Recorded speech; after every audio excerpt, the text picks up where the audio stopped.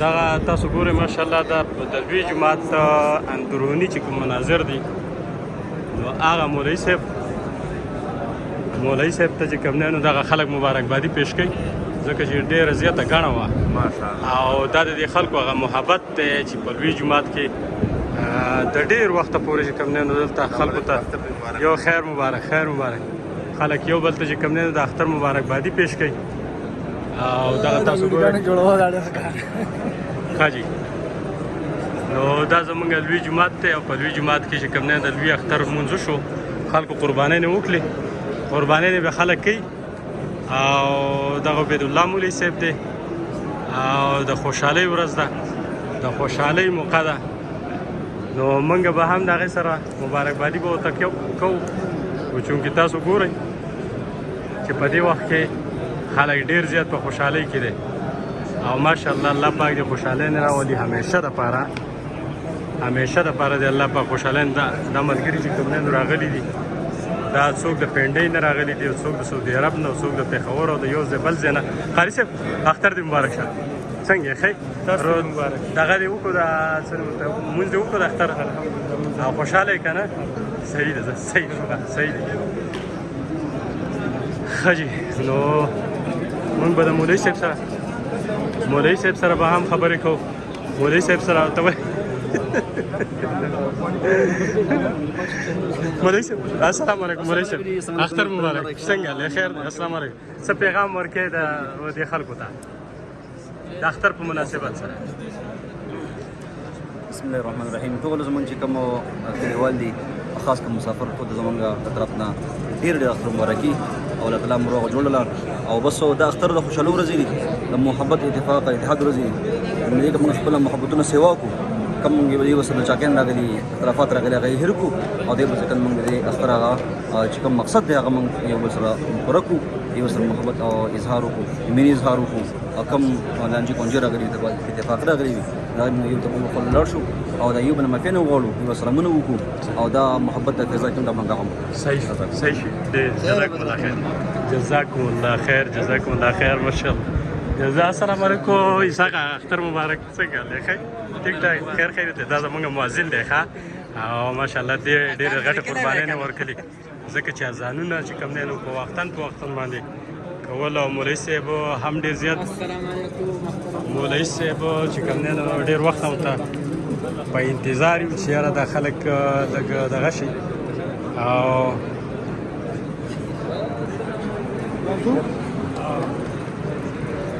ویډیو والا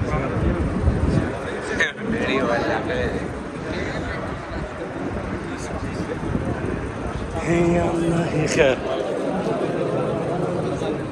نو مولوي صاحب په الحال مصروفه دی او تاسو ګورئ ماشاءالله دلته د لوی اختر لمونځ وشو په لوی جومات کې نو دا د دې خلکو محبت دی د دې خپل علما کرامو سره د خپلو دلته د پیشواو سره او د خپلو مشرانو سره دغه د عقیدت د اظهار کوي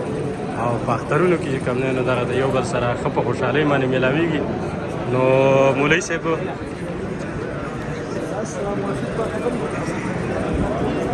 مولوي صاحب ډېر زیات رش دی او مطلب دی چې خلک ووتو تاسو وکته هغه رش چې کوم نو اوس په دغه کې چې کوم دی نو موږ ته که موقع میلاو شو چې میلاویږو به سره او تاسو ته به خیر د مولوي صاحب قریشي صاحب په خیر اختر مبارک قریشي صاحب اختر مبارک څنګه ښه السلام علیکم اختر مبارک خیر ته ښه جي په خیر السلام علیکم اختر مبارک څنګه ښه برابر خیر ته ښه جوړې السلام غالي تشه ها السلام علیکم مولوي صاحب اختر مبارک اختر اختر دې مبارک شه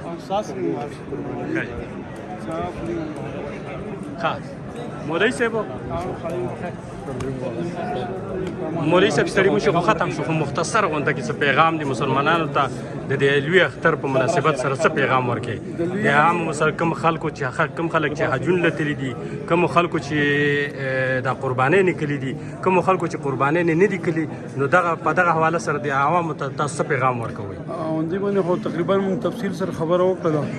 چې د قربانۍ څه یو رسم نه دی بلکې دې ته وایي سنت ابراهیمي او دا د ابراهیم علیه السلام د سنت چې دی دا موږ یو تاریخ را یادوي او موږ یو جذبه پیدا کوي اصل مقصد دې دا دی صرف څاروي الله لول نه دی لا ینال الله لهم ولا دماغهم الله په غوښو په هډوکو باندې او په وینو باندې څه کوي دا صرف د الله تعالی زموږ د مسلمانانو هغه اخلاص جذبې ته ګوري چې آیا مسلمان تر الله حکم راځي په کوم وخت کې کاغه د مالی کرجان قربانولو هغه امتحان آزمایش ته لکه څنګه چې په ابراهیم علیه السلام باندې الله راوستلو دا اصل کې غوښې او هډوکي او دې ته خوشحالي دل چې دا پکې یو نعمت دی الله پاک یو ذاتي نعمت دی لکه سړی چې میخ واخلي نو دا نور څیزونه وصحي اصل خوشحودي دی په هغه کې نو داسې چې کوم دی دا غوښې مخې به پکې په خپله راځي اصل د الله پاک هغه راضي کول دي هغه مقصود ساتل پکار دي په قربانۍ کې الله راضي کول او اخلاص سره یعنی قرباني کول دي او ځان ته د ابراهیم علیه السلام د اسماعیل علیه السلام هغه جذبه هغه را یادول دي چې پلار او زوی د الله تبارک وتعالى حکم منول ته پلار څنګه تیار شو زوی ته څنګه تیار شو دغه شی په دې زما اوس خو هغه دور نه دی نه الله پاک دا غواړي چې موږ د خپل ځامن او بچي حلال کو زبادي کو بلکې الله پاک دا امتحان موږ ته یو خودلا چې روان یعنی د دنیا د اخیره پورې څومره مخلوق دی لکه ابراهیم السلام د قیامت پورې امام دی انی جعلک للناس اماما امامت د کړي چې ابراهیم السلام دا یادګار بر قیامت پورې کې د حاجیان تللی دي نو هغه دغه د ابراهیم السلام یادګارونه دي ابراهیم السلام الله پاک ډېر لوی مقام ډېر لوی مرتبه او ډېر شان ورکړی وو الله پاک دغه په اخلاص هغه جذبه دومره قبول کړی دا چې هر عمل د هغې د یادګار په طور باندې قیامت پورې مناویږي کاغه د حج کم یو رکن دی کاغه صفا مروه ده که هلته قرباني نه په مینا کې که عرفات ته تللي کې دا ټول او که طوافونه کولي دا ټول هغه یادګارونه دا ولې چې ابراهیم علیه السلام الله پاک ډېر لوی مقام خپل خلیل چې جوړ کړو دا ټولې مرتبې دا ټولې امتحانونه ازمایښونه دا ټول په هغه باندې راغلو په ټولو کې هغه چې کوم دی پاس شو کامیاب شو داسې موږ ته یو تعلیم دی او سبق دی مور پلار ته هم چې مور پلار ته کوم د الله حکم راشي هغه به دا نه ګوري چې دا زوی دی او دا مې مال دی او اولاد ته چې د الله حکم دا به دې ته نه ګوري چې یاره ما ته دا حکم دا څنګه دی ما پکې تاوان دی نقصان دی بلکې پلار او اولاد او یعنی ټول مسلمانان نو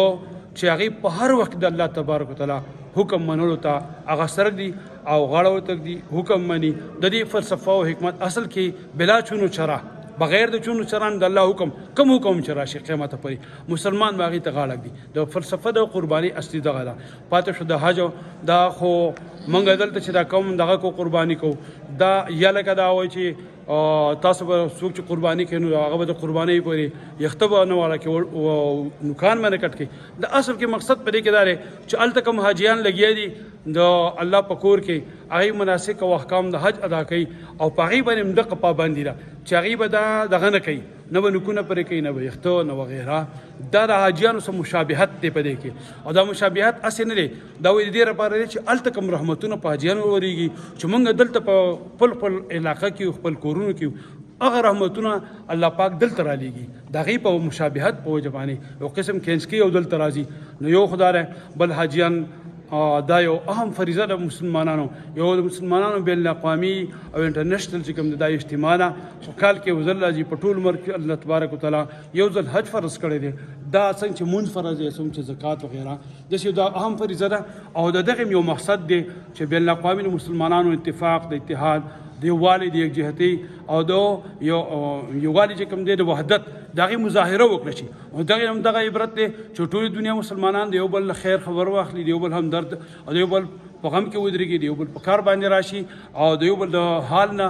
ځان خبر کړي د حج فلسفه هم دقه ده چې موږ د ټولې دنیا مسلمانان هلته راغونډ شو د ټولې دنیا مسلمانان د یو بل مسایل نه خبر شو او د یو بل په کار باندې راشو دغه رنګې اوس هلته موږ ټول نه ځو نو دلته هغه فلسفه موږ رالاغه کړو چې موږ په دې ځای کې خپل منځ کې اتفاق اتحاد اجتماعیت یکجهتي یووالی وحدت پیدا کړو او د یو بل سره ودرېږو د یو بل خیر خبر اخلو د غریب فقیر د بیمار د مسکین د محتاج د حاجتمند مصیبت زده چا باندې سره راشي شي چې موږ هم دلته هغه د حج مقصد هم دغه دی چې د جمع د منظورو مقصد هم دغه دی چې موږ د یو بل مسلمانانو د حال احوال خبرې وو او چې چاته هم کم مصیبت او پریشانی موږ مسلمانانو دا پکې چې هغې سره موږ په هغې کې ودرېږو د هغې سره د خپل وس مطابق مالی جاني قرباني مدد موږ په هر مصیبت کې موږ د مسلمانانو دغه مولوي صاحب دا راته ووایه چې دا خلک قرباني کوي که نه او کوم چا چې قربانۍ نه کلي د یو بل کره دا غوښې لیږي لکه بل یو سړي مې قرباني کلي دا زما رشته دار دی یا مې ګاونډي دی زه د هغه کره غوښه لیږم او هغه زما کره رالیږي په ځای د دې چې یاره کوم چا چې قربانۍ نه کلي نو هغه خلکو دپاره تاسو څه وایي چې یاره کوم چا قرباني وکړه هغوی له پکار چې ورکړلی شي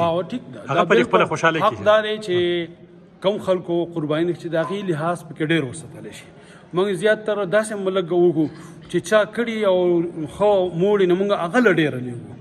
داسې نه کوو لیږل مالدار دپاره هم شته دی مالداره هم لیږلی شي چې چا قرباني کړي هغه هم لیږلی شي غریب هم لیږلی شي هر چا لیږلی شي قربانۍ په وخت کې دغه پابندي نشته دی مالدار او غریب ټول خوړلی شي دا تا چې کوم خبر وکړه صرف دغه نه د دې لحاظ کول په گاونډ چم گاونډ کې په کلي کې پکاري چې موږ ته دا کسان معلوم وي چې دا کسان او هر سړي ته معلوم وي چې یار زموږ په کلي کې دا سړی غریب دی د قرباني نو چې هر سړی په نسبت د بل چا باندې دغه لحاظ او دغه حصه خامخا کوي چې زموږ نه دغه کې غوښه ډېرې چې دغه بچي موږ څنګه بچي ورته خوشاله موږ وایو موږ تکې پخې کو پلان کې کباب پخو دغه بچي هم دغه کولاو هر شی په دې ورځ باندې دغه کې دا موږ له پکار دي نور خلک دا مستحب دغه درې ځای کولی د دې کې د رشتهدارانو دوستانو دا یوه سره نو هغې له هغې خپل حق دی که هغې کړی ده هم بیا ولېږي دا لکه دغه دی د هغې حق دی شریعت کې او دویم چې کوم دی خپل ځان له او دریم دغه فقیران او مسکینان لپاره که بالفرض یو تقدیر یو سړي هغه بله مسله هم شته دی غوښه کومه دی ورکوټې چې لوکۍ دی که هغه ته دومره تقسیمین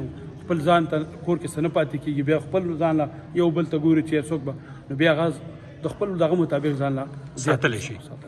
شي ټیک شي صحیح شي جزاکم الله خیر ډېره مهرباني السلام علیکم ورحمة الله